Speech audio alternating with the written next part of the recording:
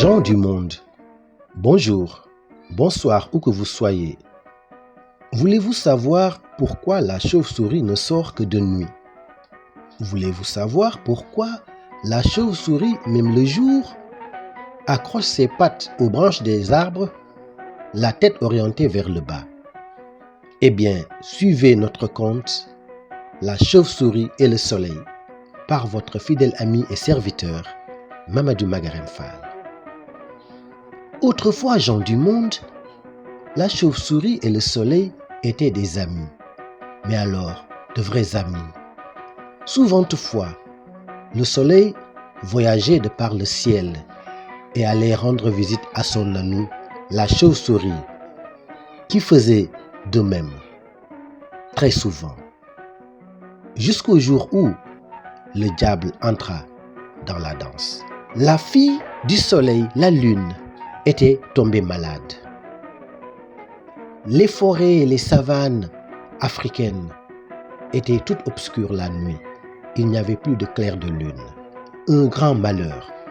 Le soleil avait essayé plusieurs guérisseurs, plusieurs féticheurs, mais la maladie de la lune s'aggravait jour après jour. Jusqu'au jour où le soleil se décida à aller s'en remettre à Chauve-souris, son ami.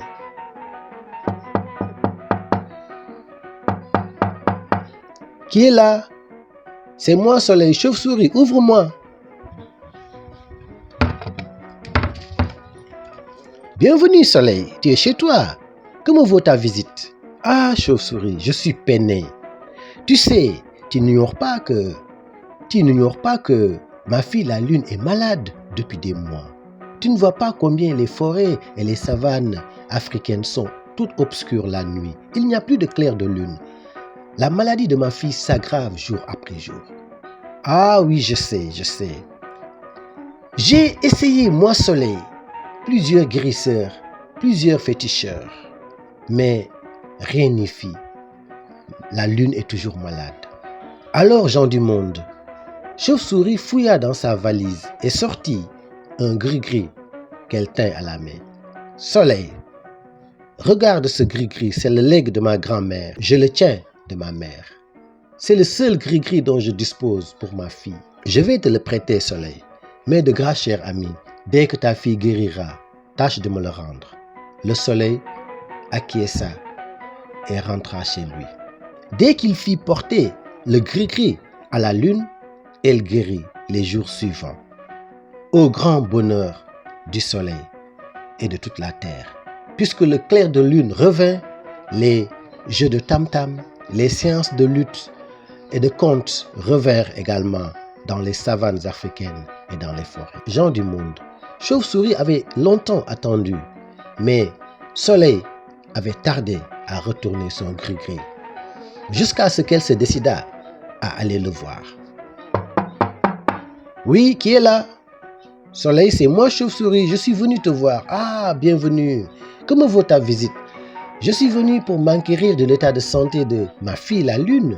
Ah, regarde, elle se porte très bien. Elle se porte à merveille. Ah, Dieu merci. Soleil, alors, qu'en est-il de mon gris-gris? Lequel? Celui que je t'ai prêté. Tu as oublié? Ah, d'accord. Attends, je pense qu'il était là. Gens du monde. Soleil fouilla un peu partout dans sa chambre, mais nulle part ne trouva le gris-gris de Chauve-souris.